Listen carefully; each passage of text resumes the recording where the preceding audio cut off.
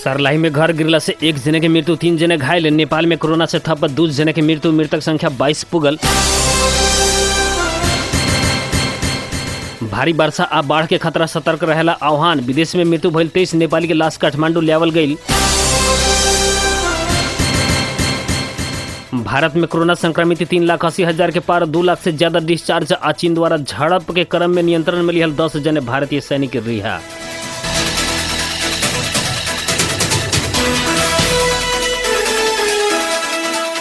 नमस्कार। बारा जिला के सिमरौनगढ़ स्थित रेडियो बादल नवासी मेगा हर्ष तथा इंटरनेट ऑनलाइन के www.radiobadal.com आ हमरो पात्र में दुनिया भर के साथ प्रसारण हो रहा बादल खबर में स्वागत करता नहीं हम नूर आलम बादशाह। अब खबर विस्तार में। सरलाही के चंद्रनगर गांव पालिका में घर गिरला से एक जने की मृत्यु भइल बाटे त अन्य 3 जने घायल भइल बानी। चंद्रनगर गांव पालिका 7 रहे वाला कैलाश शाह के नया बनावत घर में खपड़ा के छाना छावे के क्रम में अचानक घर गिरला से उहे जगह के रहे वाला हुकुम सिंह के 65 वर्षीय पत्नी देवकली शाह की मृत्यु भइल बाटे। गंभीर घायल भइल उनकर मलंगवा स्थित श्रीराम अस्पताल में इलाज के क्रम में मृत्यु भइल सरलाही प्रहरी जानकारी दिले बा। घर गिरला पर घर धनी कैलाश शाह के पिता 70 वर्षीय रामवरण शाह, स्थानीय रोशन कापड़ के 5 वर्षीय बेटी गुंजना कुमारी आ 3 वर्षीय बेटी जानुका घायल भइल प्रहरी बतैले बाटे। घायल सबके स्थानीय अस्पताल में इलाज हो रहा बा। घर गिरला से रु 1 लाख बराबर के क्षति भइल प्रहरी जानकारी दिले बा। नेपाल में कोरोना वायरस के संक्रमण से पिछला 24 घंटा में थप 2 जने की मृत्यु भइल बाटे। स्वास्थ्य तथा जनसंख्या मंत्रालय के प्रवक्ता डॉक्टर जगेश्वर गौतम के अनुसार कोरोना संक्रमण से 1 पुरुष और 1 महिला की मृत्यु भइल बाटे। नेपाल में कोरोना वायरस के संक्रमण से मृत्यु होखला के संख्या 22 पुगल बाटे। मृत्यु होखला में गोदावरी नगर पालिका 4 कैलाली के 46 वर्षीय पुरुष रहल बानी। उनकर सेती प्रादेशिक अस्पताल में इलाज के क्रम में मृत्यु भइल बाटे। ऐसे ही लमकी चूहा नगर पालिका 2 कैलाली के ही 43 वर्षीय महिला के भी मृत्यु भइल बाटे। उनकर मुड़ी में चोट लगला बाद इलाज के नेपालगंज से लियावल गईल रहे आ उनकर भी कोरोना पुष्टि भइल बाटे।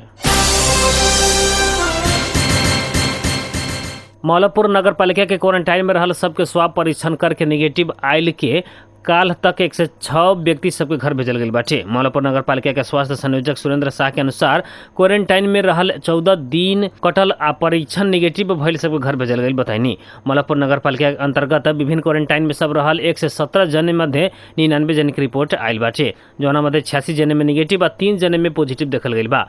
स्वाब परीक्षण के खातिर राष्ट्रीय जन स्वास्थ्य प्रयोगशाला काठमांडू भेजल गईला में 117 जने मध्य 7 जने की रिपोर्ट पॉजिटिव आयल। मौलापुर नगर प्रमुख रीना कुमारी बताइनी, जौना में 4 जने के ठीक भइला बाद डिस्चार्ज करके घर भेजल गई बाटे। नया संक्रमित सब 3 जने के धरहरी स्थित रहल आइसोलेशन कक्ष में भेजल गई बा। रौतहट आ बारा के सुरक्षाकर्मी तस्करी के माध्यम से नेपाल ले आ रहल तथा इन्हें से अवैध रूप में भारत ले जा रहल सामान धमाधम बरामद करे लागल बाटे।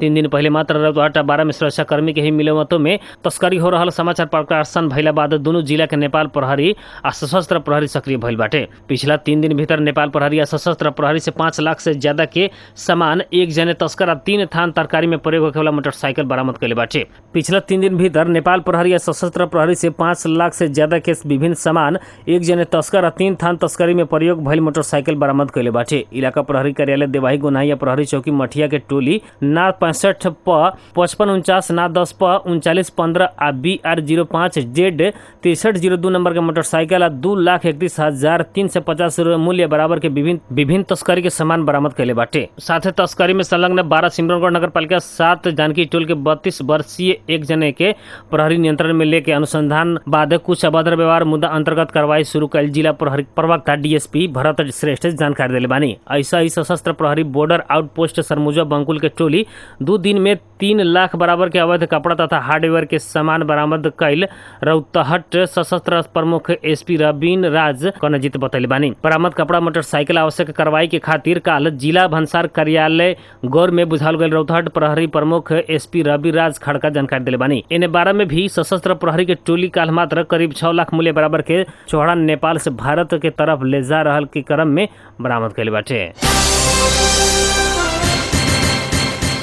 परसा के छिपहर माई गांव पालिका वार्ड नंबर 4 बंजारी में एक युवक के रहस्यमय तरीका से मृत्यु भइल बाटे। छिपहर माई गांव पालिका वार्ड नंबर 4 बंजारी निवासी माया महतो के अंदाजी 25 वर्षीय बेटा भागीरथ महतो आज सवेरे अपने घर में फसरी लगा के लटकल अवस्था में मिलल प्रहरी चौकी भिसवा बंजारी जनले बाटे। युवक आत्महत्या कल सूचना प्राप्त होते घटना स्थल में प्रहरी पुग के घटना के विषय में अनुसंधान शुरू कल जिला प्रहरी कार्यालय परसा जानकारी दिले बाटे। मानसून शुरू भइला संगे मुलुक भर वर्षा शुरू भइल बाटे। जल तथा मौसम पूर्वानुमान महाशाखा के अनुसार अभी भी मुलुक के विभिन्न भाग में मध्य स्तर के पानी पड़ रहल बाटे। प्रदेश 1-2 बागमती गंडकी या प्रदेश 5 के 1-2 जगह में भारी वर्षा के संभावना रहला से सतर्क रहेला महाशाखा आह्वान कैले बाटे। महाशाखा के अनुसार आने वाला 24 घंटा तक देश के बहुत ऐसा जगह में हल्का से मध्यम तथा कुछ जगह में होखे वाला भारी वर्षा से विभिन्न नदी के पानी के बहाव बढ़े के दाहर जाए के सड़क तथा हवाई यातायात समेत प्रभावित होखे वाला भइला से आवश्यक सतर्कता अपनावल जरूरी रहल बाटे। देश में मृत्यु भइल 23 नेपाली के लाश आज काठमांडू ले आवल गइल बाटे। कतार से 20 गो, दुबई से 1 गो आ कुवैत से 1 गो लाश बोक के आयल विमान त्रिभुवन विमानस्थल में अवतरण कैल विमानस्थल के महाप्रबंधक देवेंद्र केसी जानकारी देनी। इ लाश सब 6 महीना से विभिन्न कारण से विदेश में रोकल रहे। गत चैत पहिलका हफ्ता बाद अंतर्राष्ट्रीय उड़ान रोकला से भी बहुत लाश नेपाल ले आवे सकल गइल नइखे। त्रिभुवन विमानस्थल में ले आवल लाश परिवार के जिम्मा लगावल गइल बाटे।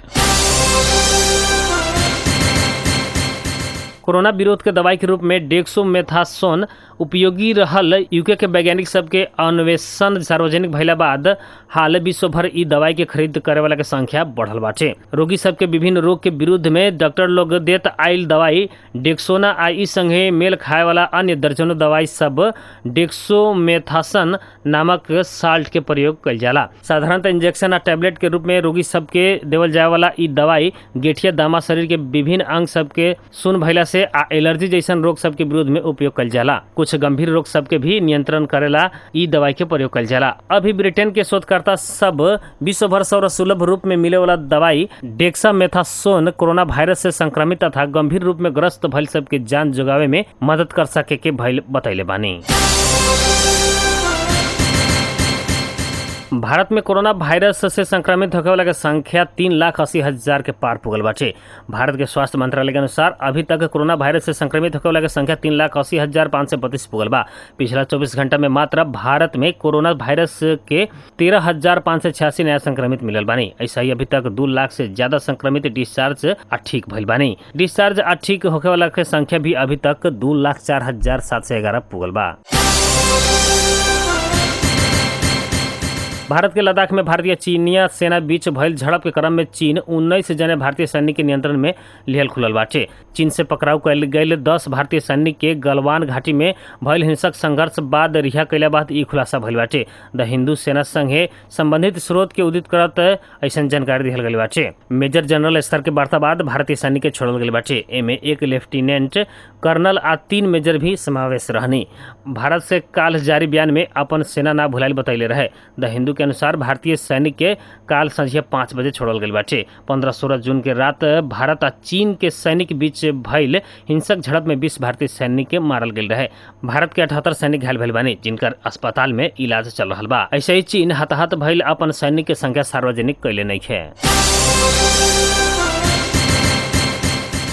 अब मौसम संबंधी जानकारी रेडियो बादल नवासी मेगाहर्ट्ज द्वारा मापन कल गेल अनुसार सिमरौनगढ़ लगातार आसपास के क्षेत्र के अभी के न्यूनतम तापक्रम 30 डिग्री सेल्सियस रहल बा। ऐसे आज सवेरे 27, दोपहरिया 28 डिग्री सेल्सियस रहल रहे। आज रात में 28 डिग्री सेल्सियस तापक्रम रहे के अनुमान कल गेल बाटे। ऐसे आज सवेरे 5:11 में बेर उगल है तो सजिया 7:02 में बेर डूबल बा।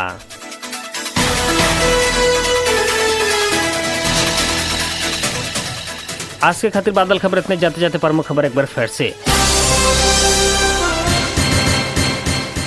सरलाई में घर गिरला से 1 जने की मृत्यु, 3 जने घायल। नेपाल में कोरोना से थप 2 जने की मृत्यु, मृतक की संख्या 22 पुगल। भारी वर्षा अब बाढ़ के खतरा, सतर्क रहेला आह्वान। विदेश में मृत्यु भइल 23 नेपाली के लाश काठमांडू ले आवल गइल। भारत में कोरोना संक्रमित 3,80,000 के पार, 2 लाख से ज्यादा डिस्चार्ज। आ चीन द्वारा झड़प के क्रम में नियंत्रण में लिहल 10 जने भारतीय सैनिक रिहा। बारह जिला के सिमरौनगढ़ स्थित रेडियो बादल 89 मेगाहर्ट्ज तथा इंटरनेट ऑनलाइन के www.radiobadal.com आ हमरो पात्र में दुनिया भर के साथ प्रसारण हो रहा बादल खबर से प्राप्ति के मित्र रुस्तम सहित हम नूर आलम बादशाह के विदा दी। नमस्कार।